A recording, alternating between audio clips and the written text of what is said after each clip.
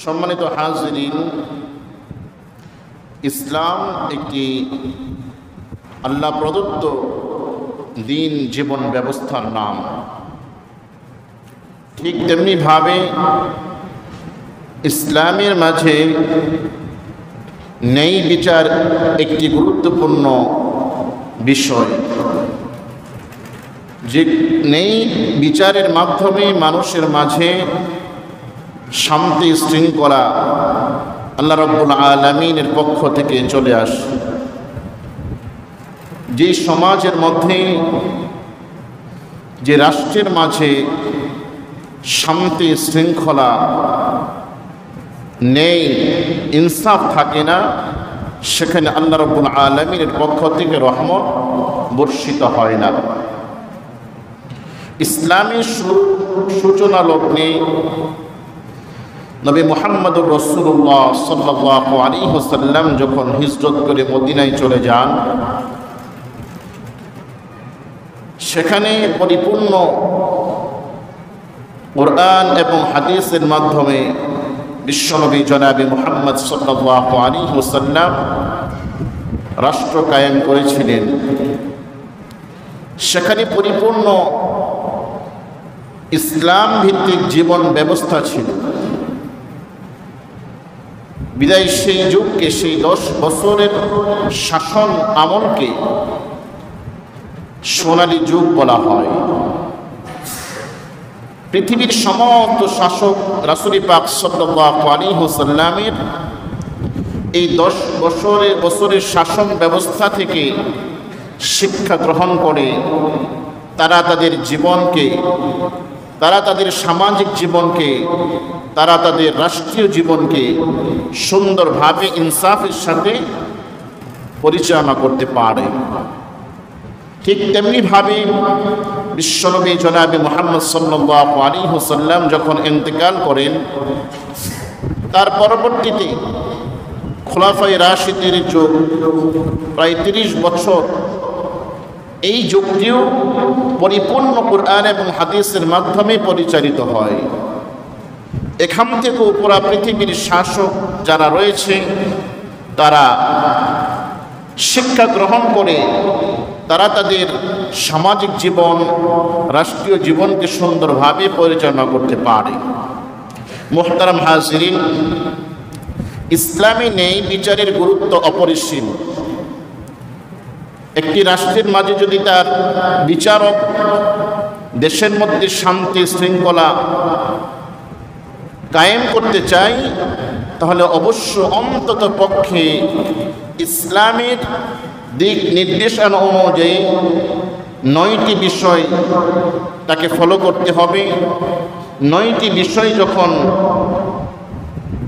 আমলের নিয়তে সে গ্রহণ করে, তাহলে সেই দেশের মধ্যে ইসলাম ভিত্তিক ইনসাফ, আদেল তথা ন্যায় পরায়ণতার মাধ্যমে বিচার কার্য সে পরিচালনা করতে পারবে।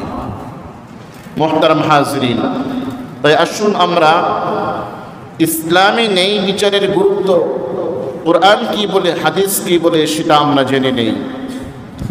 1 নম্বর বিষয়, ন্যায় বিচার প্রতিষ্ঠা করা ফরজ। ন্যায় বিচার প্রতিষ্ঠা করা ফরজ। মহান আল্লাহ সুবহানাহু ওয়া তাআলা তার পবিত্র কালামে ইরশাদ করেন, আউযু বিল্লাহি মিনাশ শাইতানির রাজীম, বিসমিল্লাহির রহমানির রহিম,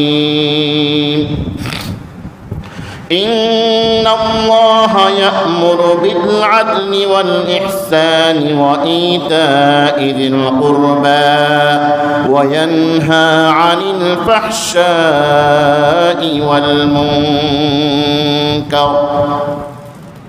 মহান আল্লাহ সুবহানাহু ওয়া তাআলা এই গুরুত্বপূর্ণ আয়াতে আমাদেরকে কয়েকটা বিষয় দিক নির্দেশনা দিচ্ছেন, আদেশ করছেন।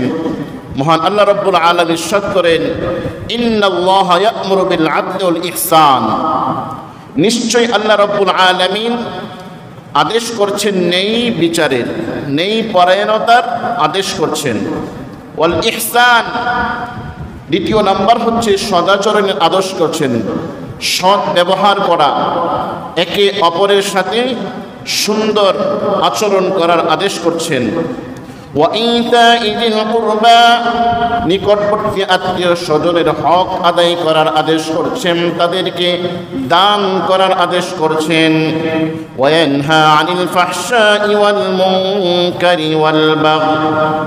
আর তিনি নিষেধ করছেন অশ্লীলতা, ওয়াল মুনকার খারাপ কাজ, ওয়াল বাগই সীমা লঙ্ঘন থেকে তিনি নিষেধ করছেন।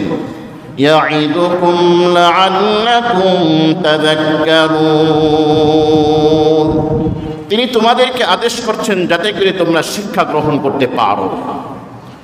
তাহলে এই আয়াতের মধ্যে আল্লাহ রাব্বুল আলামিন প্রথমেই ন্যায় পরায়ণতা এবং সদাচরণ এবং নিকটবর্তী আত্মীয় স্বজনেরকে দান করার আদেশ করছেন, আর নিষেধ করছেন কয়েকটা বিষয়, অশ্লীলতা, মন্দ কাজ এবং সীমালঙ্ঘন। তিনটি বিষয় আদেশ করছেন, আবার তিনটি বিষয় নিষেধ করছেন। তবে এখানে আমাদের উদ্দেশ্য হচ্ছে যে আজকের বিষয় ইসলামে ন্যায় পরায়ণতার গুরুত্ব। প্রথমেই আল্লাহ রাব্বুল আলামিন এই আয়াতে কারিমার মধ্যে ন্যায় পরায়ণতার আদেশ করছেন। ইনসাফ ভিত্তিক শাসন ব্যবস্থা রাষ্ট্রের মধ্যে পরিচালনা করার জন্য আল্লাহ রাব্বুল আলামিন হুকুম করছেন।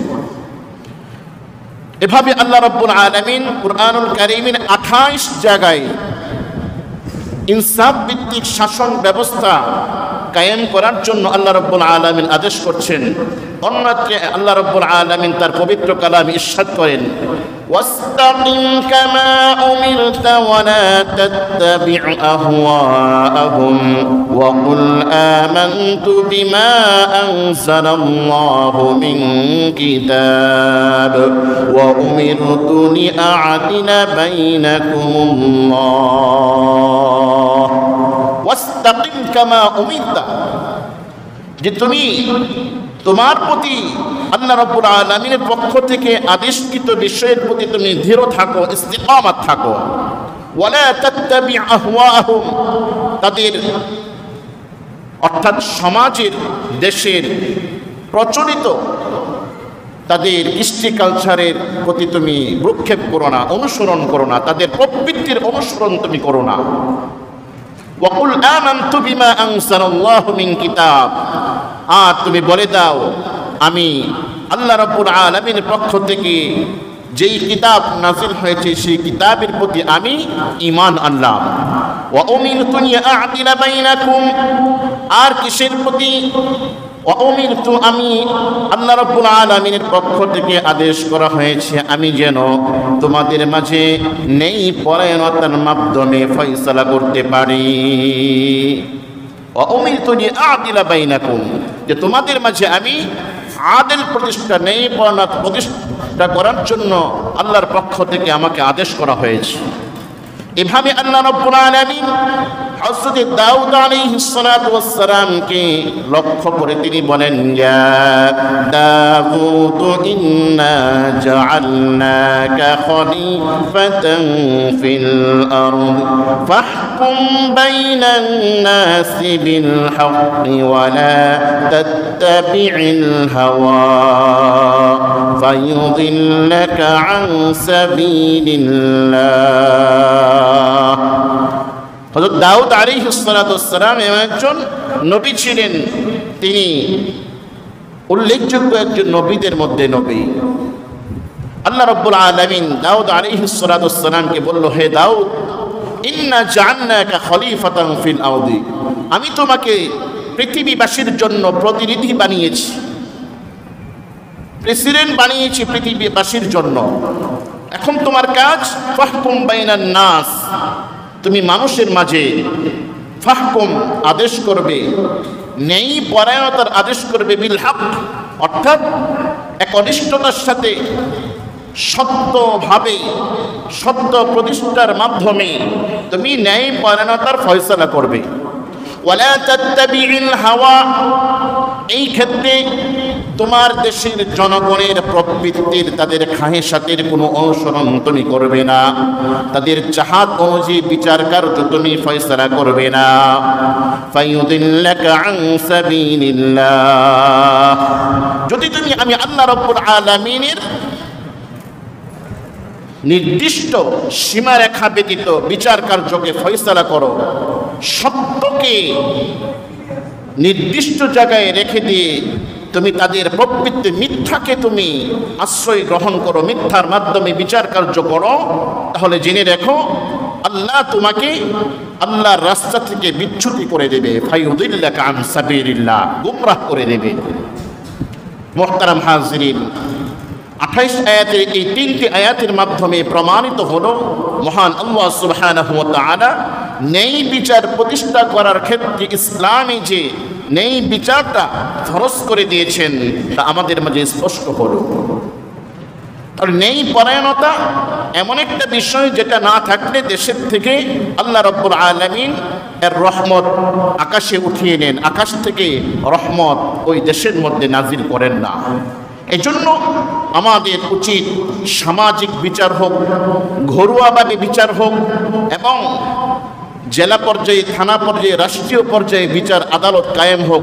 প্রত্যেকটা আদালতে ন্যায় বিচার ফয়সালা করা প্রত্যেকটা মুমিন মুসলমানের জন্য ফরজ। এটা যদি আমরা করতে পারি তাহলে আমাদের দেশের মধ্যে আল্লাহ রাব্বুল আলামিনের খাস রহমত নাজিল হবে। আর যদি না করি তাহলে আল্লাহর রহমত ওই দেশ থেকে উঠে যাবে। 2 নম্বর বিষয়, শাস্তি প্রয়োগ করে হলেও সমাজের নেই বিচার প্রতিষ্ঠা করা একান্ত কর্তব্য। কারণ একটি সমাজের মধ্যে 2 ধরনের মানুষ থাকে। এক ধরনের মানুষ হচ্ছে ইনসাফ ভিত্তিক শাসন ব্যবস্থা কায়েম নিজে চায় এবং সমাজের মধ্যে প্রতিষ্ঠা করতে চায়। সমাজের মধ্যে কুরআন এবং হাদিসের মাধ্যমে শাসন হোক, নেই পরায়ণতা, আদেল প্রতিষ্ঠা হোক, এই এক ধরনের মানুষ চাই। এটা তো ভালো, এই শ্রেণীর মানুষের জন্য সুখবর রয়েছে। আরেক ধরনের মানুষ আছে যারা চুরি, ডাকাতি, খুন খারাপি, সন্ত্রাসী, লুটতরাজ ইত্যাদিকে পছন্দ করে। এই সমস্ত মানুষ চাই সমাজের মধ্যে ইনসাফ না থাকুক, বিচার কার্যের মধ্যে সুন্দর বিচার না হোক, ইসলামী শাসন ব্যবস্থা না থাকুক। ইসলাম বলেছে এই দ্বিতীয় শ্রেণীর মানুষকে জোর জবরদস্ত করে হলেও, তাদেরকে পিটিয়ে হলেও সমাজের মধ্যে, রাষ্ট্রের মধ্যে ইনসাফ কায়েম করা, ইনসাফ কায়েম করা, এটা ইসলাম আদেশ দিয়েছেন। যে এই দ্বিতীয় শ্রেণীর মানুষ যেহেতু সমাজের মধ্যে, রাষ্ট্রের মাঝে কোরআন হাদিস চায় না, ইনসাফের মাধ্যমে বিচার কার্য হবে, ফয়সালা হবে, যে বিচার করবে সে ব্যক্তি নিরপেক্ষ হবে, এটা তারা চায় না। তারা চায় টাকার বান্ডিলের মাধ্যমে ওই বিচারককে ক্রয় করা আর তাদের পক্ষে বিচার কার্যের ফয়সালা দিয়ে দেওয়া। এই সমস্ত মানুষদেরকে শাস্তি বল প্রয়োগের মাধ্যমে হলেও তাদেরকে রাজি করানো এবং সমাজ এবং রাষ্ট্রের মধ্যে ইসলামী শাসন ব্যবস্থা তথা বিচার কার্য, যিনি বিচার করবে সে যেন নিরপেক্ষ হয়, এটা প্রতিষ্ঠিত করা প্রত্যেকটা মুসলমানের জন্য অপরিহার্য দায়িত্ব। 3 নম্বর বিষয়, ন্যায় বিচার প্রতিষ্ঠার ক্ষেত্রে ইসলাম স্বজনপ্রীতি কখনোই পছন্দ করে না। কারণ স্বজনপ্রীতি এমন একটা বিষয় যেটা বিচারক যিনি হবেন তার কোনো আত্মীয় স্বজন, তার রক্তের আত্মীয় হোক, দূরের আত্মীয় হোক, বন্ধু হোক, বান্ধবী হোক, যে কারোর প্রতি যদি বিচার কার্য তার সামনে চলে আসে, এই ক্ষেত্রে স্বজনপ্রীতি কোনো কাজে আসবে না, স্বজনপ্রীতি কখনোই সে গ্রহণ করতে পারবে না। স্বজনপ্রীতির কোনো স্থান নেই। যে আমি বিচারক, আমার ভাই, আপন ভাই কিংবা বাবা কিংবা চাচা কিংবা মামা ইত্যাদি সে অপরাধ করেছে, তার সামনে ফাইল এসেছে, সে এখন 9-6 বুঝতে তাকে ছলে পরে কৌশলে তাকে পার করে দিবে, এই নীতি ইসলাম কখনোই পছন্দ করে নাই। শুরুলগ্নে থেকেও বিশ্বনবীর আমলেও ছিল না, সাহাবাই কেরামের যুগেও ছিল না, পরবর্তীতে যারা খেলাফতের মধ্যে প্রতিষ্ঠিত ছিল তারা কখনো এটা প্রশ্রয় দেয় নাই। যখনই পরবর্তী যে শাসক এসেছে, বর্তমান পৃথিবীর মধ্যে যত শাসক এবং শাসন ব্যবস্থা রয়েছে, আদালত রয়েছে, প্রত্যেকটা আদালতে দেখবেন যে ন্যায় বিচার এই বিষয়টা বলতেই নেই। হয়তোবা মুসলমানের বিরুদ্ধে বিচার গিয়েছে, যিনি আদালতের যে বিচারক সে রায় দিয়েছে তার ধর্মের লোকদের পক্ষে।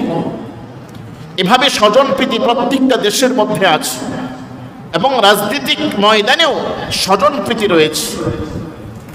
যে দল ক্ষমতায় আসে সে চেষ্টা করে হাইকোর্ট বলেন, জজ কোর্ট বলেন, সুপ্রিম কোর্ট বলেন, সমস্ত কোর্টের বিচারক তার পক্ষে রায় দিবে। সমস্ত যারা সাংবাদিক আছে, পত্রিকার সম্পাদক আছে, সমস্ত পত্রিকা তার পক্ষে কথা বলবে। এটা প্রত্যেক দেশের জনগণ, প্রত্যেক দেশের সরকার এটা চায়। যখনই জনগণের পক্ষ থেকে প্রতিনিধিত্ব সরকার হবে তখনই সে এটা চায়। যা আমরা বিগত সরকারের যে বিচার কার্যের যে অবস্থা সেটা আমরা দেখলাম, যা পৃথিবীর ইতিহাসে অতীত বলেন বর্তমান বলেন পুরো দেশের মধ্যে বিচার কার্য এত নিকৃষ্ট হবে এটা চিন্তাও করা যায় না। কি বলেন, ঠিক কিনা বলেন?